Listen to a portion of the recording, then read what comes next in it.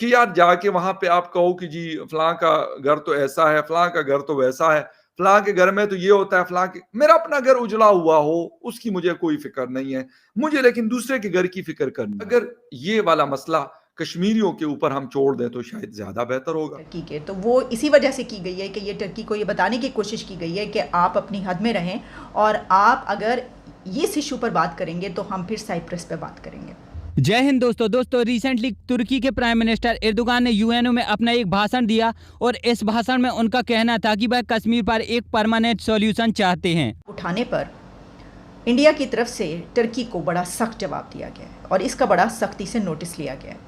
खबर यह है कि इंडिया के external affairs minister mister Jaishankar की तरफ से एक ट्वीट किया गया है और उसमें तस्वीर भी शेयर करवाई और उन्होंने बताया कि उनकी मुलाकात टर्की के फॉरेन मिनिस्टर के साथ हुई है और उसमें उन्होंने कुछ इश्यूज़ पर बात की है और जो इश्यूज़ उन्होंने उसमें मेंशन किए उसमें दीगर इश्यूज़ के साथ साथ एक इशू साइप्रस का भी था।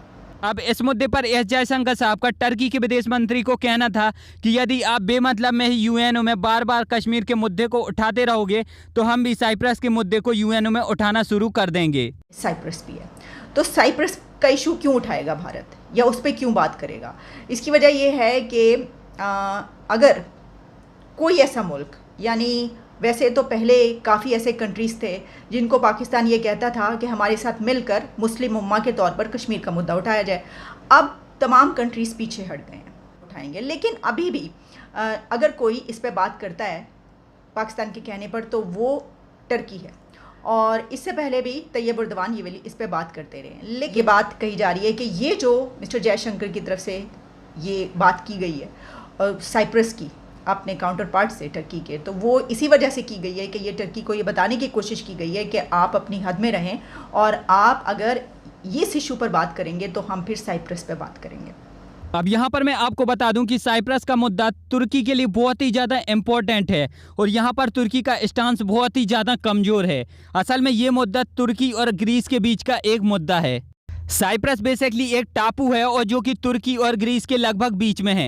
इस पर तकरीबन 50% मुस्लिम आबादी और तकरीबन 50% क्रिश्चियन आबादी रहती है। मुस्लिम आबादी वाला क्षेत्रफल टर्की के पास है और इस पर टर्की ने अपना कब्जा जमाया हुआ है।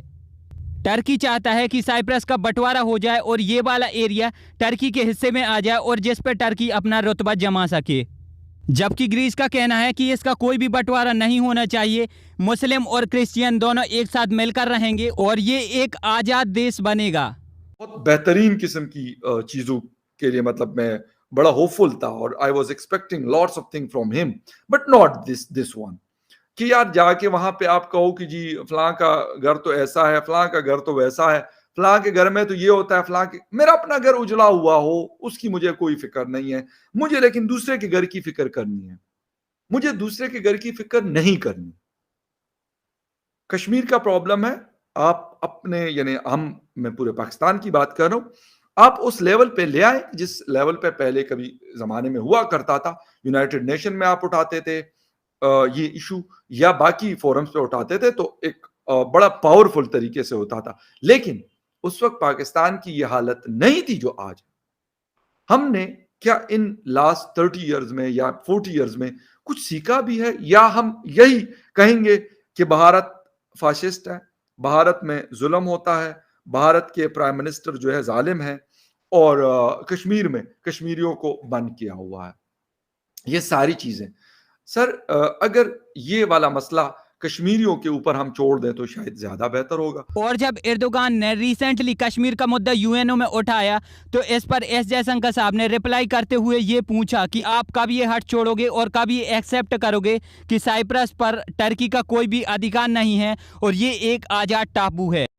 हालांकि ऐसा नहीं है कि भारत ने आज पहली बार इस मुद्दे पर ग्रीस को सपोर्ट किया है, बल्कि भारत पहले से ही कई बार इस मुद्दे पर ग्रीस को सपोर्ट कर चुका है। लेकिन तुर्की की ये आदतें देखकर अब से भारत ने अपना सपोर्ट और ज़्यादा बढ़ा दिया है ग्रीस के लिए। खैर, जयशंकर साहब के इस बयान को सुनने के बाद पूरे टर्की में खलबली मच चुकी है, क्योंकि टर्की का ये मुद्दा बहुत ही ज़्यादा कमज़ोर है और टर्की के लोग यह भी जान चुके हैं कि यदि भारत इस मुद्दे पर ज़्यादा जोर देने लगा तो उनके हाथ से पूरा साइप्रस का मुद्दा ही निकल जाएगा।